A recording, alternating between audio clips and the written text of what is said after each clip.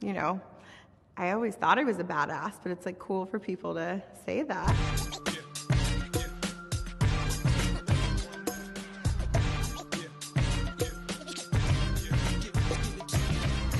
I'm Tess Holliday, and I'm a badass woman. When I was a kid, I wanted to be a model when I grew up. Thank God for charisma.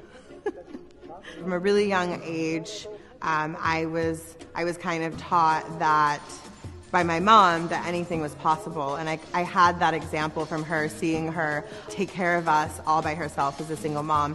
Growing up in Mississippi, life was definitely challenging. Being bullied all through school was really hard, especially because I didn't really have any support. Maybe I developed a thick skin. It also could be just because I'm really fat.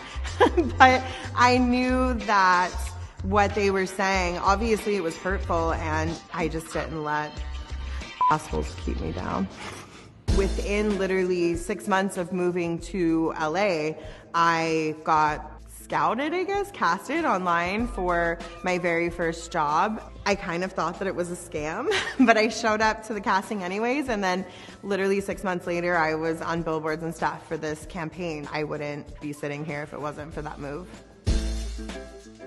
When I was originally signed to my former agent, it was a monumental moment for me and for the plus community, because typically you're still seeing the same plus size bodies and the same type. And I truly believe that if designers don't start being more diverse and inclusive with their campaigns and their sizing, that they will be left behind.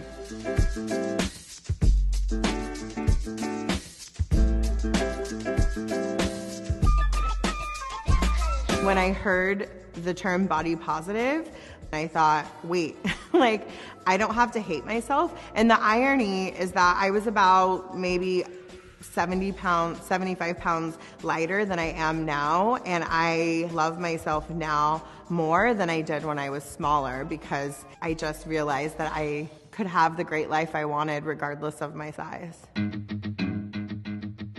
I was laying on my bed and I posted 4 photos side by side of things that plus size women are told they can't wear. Shared it on Instagram and said, if you're tired of people telling you what you should and shouldn't wear and how you should present yourself, post a photo in something that scares you or something that liberates you, and hashtag F your beauty standards. I really did not think much of it. I thought that people would like it, but I wasn't expecting it to turn into a movement. There was a woman that came to my meet and greet in Melbourne, and she shared with me, she had 2 sons, and one of them had passed away. And when she went to find photos to share for her son's memorial, there were no photos of her and her son together, because she hated herself so much that she stayed out of photos. And she told me that through finding me and through finding F Your Beauty Standards, that she had worn a bathing suit for the first time with her son, and that she had gone to the beach and took photos because she said that she didn't want that to happen again. She wanted to be able to create these memories.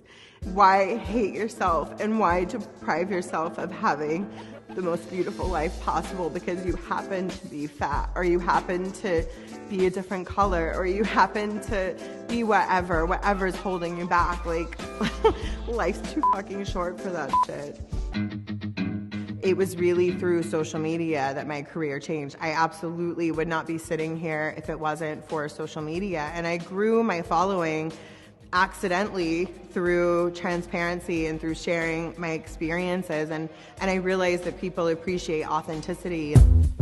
This fashion week, I'm walking for Chromat, and it's my first time walking for a big designer during New York Fashion Week. And I'm really excited because it's a really diverse show.